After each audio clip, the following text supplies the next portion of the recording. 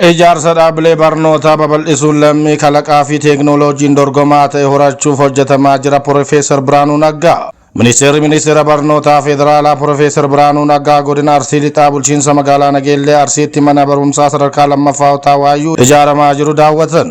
Qulqullina barnootaa mirkaneessuuf barnoota teeknooloojiin utubuu fi manneen barnootaa bu'uura boruu irraa eegalee hanga dhaabbilee barnoota olaanaatti babal'isuun hojjetamaa jiraachuu Profeesar Biraanuu Naggaa himan. Mootummaan naannichaa rakkoo qulqullina barnootaa keessatti jiru furuun dhaloota saayinsii fi teeknooloojiin sadarkaa addunyaatti dorgomaa ta'an horachuuf xiyyeeffannoon hojjechaa jiras jedhama. Daawwannicha irratti ministeera barnoota federaalaa Profeesar Biraanuu Naggaa, hoogganaa biiroo barnoota Oromiyaa Dr. Tolaa Bariisoo, hoogganaa biiroo carraa hojii uumuu fi ogummaa naannichaa Injiinar Eebbaa Garbaa, bulchaa godina Arsii lixaa obbo Ahmed Hajji, kantiibaa magaalichaa obbo Mo'ataa Waldee dabalatee qooda fudhattoonni federaalaa naannoo godinichaa fi magaalichaa argamaniiru. Pirezidaantonni Ameerikaa fi Iraan waliigaltee waraana dhaabuu mallatteessan.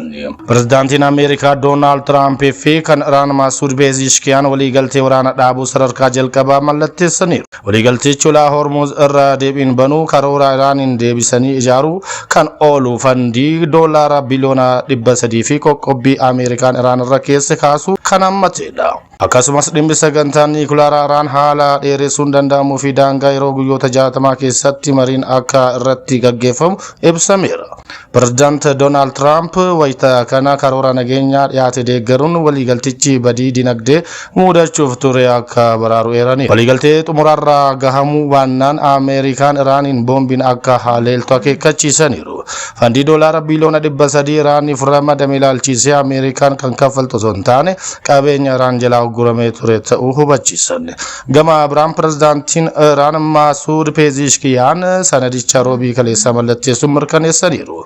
Afayaa'iin paarlaamaa fi mariisisaa olaanaa Iraan Mohammed Bagar Gaalibaaf ibsa miidiyaalee biyyattiitiif kennaniin waliigaltee mallatteeffame irratti ulaa Hormuz guyyoota 60 banaa akka ta'u ibsan. Libaanos dabalatee duulli addaa waraanaa hundatti gaggeeffamaa jiru akka dhaabbatu eeraniiru.